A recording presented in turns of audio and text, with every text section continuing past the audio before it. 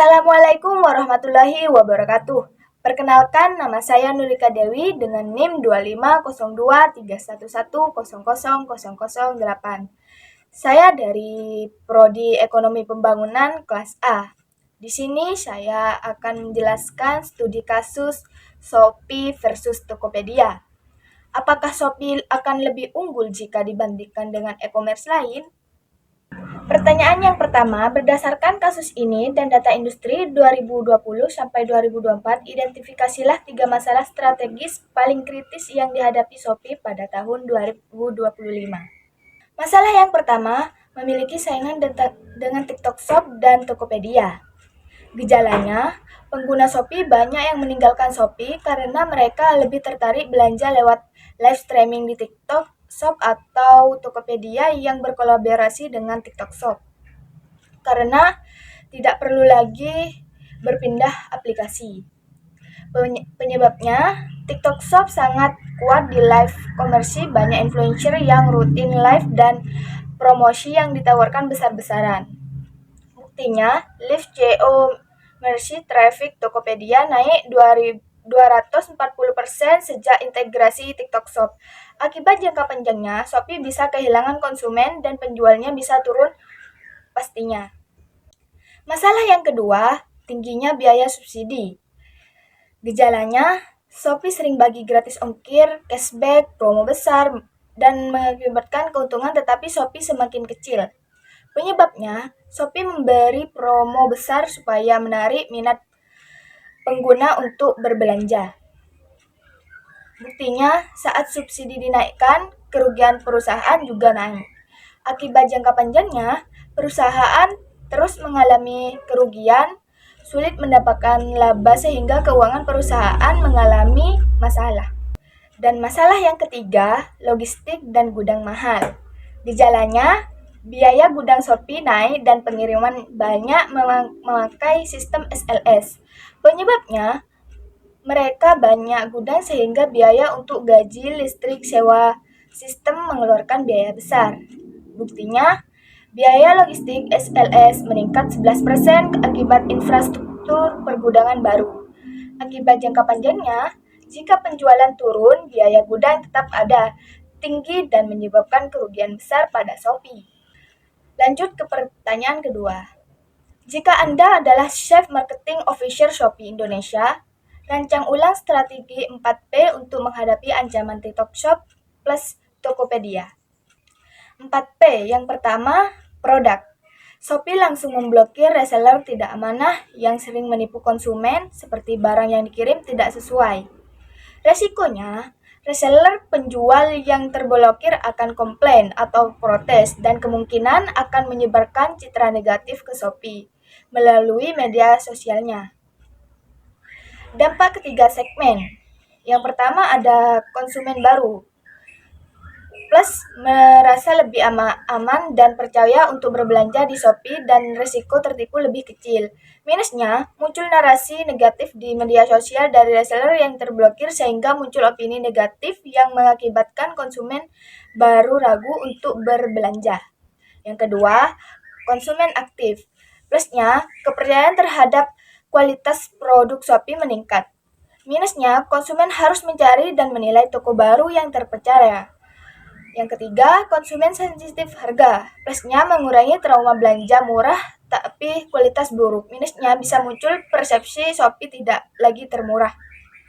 Yang kedua yaitu price. Shopee bisa memberi potongan harga, diskon, cashback dengan syarat minimum belanja agar tidak terlalu rugi dengan berbagai macam minimum ketentuan. Resikonya, konsumen akan terpaksa belanja untuk menambah barang yang sebenarnya kurang penting atau tidak begitu dibutuhkan hanya untuk memenuhi minimum belanja. Dampak ketiga segmen, yang pertama, konsumen baru. Konsumen cenderung batal belanja karena konsumen tidak ingin membeli barang tambahan. Yang kedua, konsumen aktif. Konsumen lebih sering berinteraksi karena sudah terbiasa dengan skema minimum belanja. Yang ketiga, konsumen sensitif harga. Konsumen terdorong menambah belanja dengan membeli barang murah yang sebenarnya tidak dibutuhkan demi mencapai minimum belanja. Yang ketiga, yaitu Flash. Shopee bisa menyediakan pengiriman cepat di kota-kota besar dengan menambah tambahan ongkir pada pembeli, jika barang tersebut ingin segera sampai hari itu juga. Resikonya, pastinya seller harus memproses pesanan sangat cepat. Jika terlambat, bisa terkena penalti. Dampak ketiga segmen. Yang pertama, konsumen baru. Plusnya menjadi opsi menarik bagi konsumen saat ada kebutuhan mendadak meski jarang belanja online. Minusnya, konsumen cenderung merasa ongkir tambahan terlalu mahal sehingga jarang menggunakan fitur ini. Yang kedua, konsumen aktif. Plusnya, pastinya sangat terbantu untuk kebutuhan mendesak seperti kebutuhan harian, hadiah, atau keperluan kerja. Minusnya, ongkir tambahan pastinya membuat belanja lebih mahal. Gunakan saat mendesak saja. Yang ketiga, konsumen sensitif harga. Plusnya, hampir tidak ada karena fokus utama mereka adalah harga termurah. Minusnya, ongkir tambahan dianggap membebani. Dan yang keempat, yaitu promotion. Dengan mengalihkan dari promosi diskon besar ke promosi influencer dan Shopee Live, resikonya tidak semua konsumen suka live shopping. Mungkin sebagian konsumen hanya ingin belanja cepat tanpa menonton.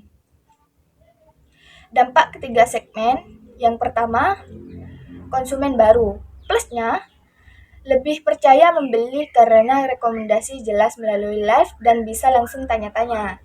Minusnya, kurang tertarik belanja jika tidak suka influencernya. Yang kedua, konsumen aktif. Plusnya lebih senang dan menghibur. Live, flash deal, voucher khusus live. Minusnya harus meluangkan waktu untuk sekedar menonton live demi mendapat harga terbaik. Selanjutnya, pertanyaan yang ketiga. Buat 2 skenario bisnis untuk Shopee dalam 3 tahun ke depan. Yang pertama, skenario A, Shopee memilih profitabilitas. Yang kedua, skenario B, Shopee kembali melakukan subsidi besar-besaran. Yang pertama, skenario A, Shopee memilih profitabilitas. Langkahnya, Shopee bisa memulai mengurangi subsidi dan menjalankan promosi yang lebih terarah sesuai rencana 4P. Dampaknya, dalam waktu dekat, kemungkinan penjual sedikit menurun. Namun, ke depannya kondisi keuangan perusahaan akan menjadi lebih stabil dan sehat. Respon pesaing seperti TikTok, Shop, dan Tokopedia kemungkinan akan menambah promosi untuk menarik pengguna karena mereka akan menggunakan taktik atau mengatur strategi ulang. Citra brandnya, Shopee akan dipandang sebagai platform yang lebih dewasa, stabil, dan bernilai. Yang kedua, skenario B. Shopee kembali melakukan subsidi besar-besaran. Langkahnya, Shopee kembali memberikan gratis ongkir dan promo dalam jumlah besar. Dampaknya, strategi ini bisa saja mendorong peningkatan penjualan dengan cepat, tetapi biaya yang tinggi juga berpotensi membebani perusahaan. Respon pesaing pastinya pesaing akan merespon dengan barang harga yang semakin agresif. Citra Shopee tetap dikenal murah, namun berisiko tidak berkelanjutan dalam jangka panjang. Bahkan, nama Shopee bisa menurun akibat kerugian dan PHK terjadi. Selanjutnya pertanyaan yang terakhir, yaitu pertanyaan yang keempat. Berdasarkan seluruh analisis, rekomendasikan strategi tunggal untuk Shopee. Apa yang seharusnya Shopee lakukan untuk mempertahankan posisi 1 di Indonesia pada tahun 2025 sampai 2027? Yang pertama, positioning posisi Shopee sebagai marketplace paling lengkap dan aman dengan harga kompetitif. Bukan lagi termurah, tetapi paling efisien, terpercaya, dan berkelanjutan. Fokus dengan konsumen yang sering berbelanja. Yang kedua, differentiation live commerce yang lebih bermanfaat untuk banyak orang, bukan sekedar ramai diskon. Seller harus memenuhi standar kualitas Shopee dan meningkatkan kecepatan layanan. Shopee membuat ShopeePay dan SPayLater makin sering dipakai agar konsumen makin betah tidak perlu mikir panjang untuk check out. Yang ketiga, operasional strategi. Mengurangi subsidi besar-besaran, mengoptimalkan Shopee Live dengan seller yang terpercaya, influencer yang sesuai. Pengiriman cepat someday dan next day. Difokuskan di kota besar. Shopee memberi hukuman dan penghargaan ke seller supaya kuantitas jualnya tetap bagus atau tidak asal jual. Yang keempat, financial feasibility. Penurunan biaya subsidi agar keuntungan membaik. Pendapatan naik dari biaya komisi dan seller tertentu, layanan pengiriman tambahan, atau logistik yang menghasilkan uang. Keuangan Shopee jadi akan lebih stabil dan tidak terus-terusan rugi karena subsidi besar. Yang kelima, implementation roadmap. Langkahnya, pada tahun 2025, Shopee mulai mengurangi subsidi besar-besaran atau pelan-pelan secara bertahap. Yang terpenting, Shopee fokus ke konsumen dan seller. Langkah kedua, pada tahun 2026, Shopee mengembangkan Shopee Live yang lebih terkontrol. Shopee mulai lebih serius mencari pendapatan dan iklan dan komisi seller berkualitas yang saling menguntungkan. Yang langkah ketiga, pada tahun 2027, Shopee memaksimalkan keuntungan. Shopee menjaga pengguna dan dari seller agar tetap setia. Shopee menjadi marketplace yang paling stabil dan menguntungkan.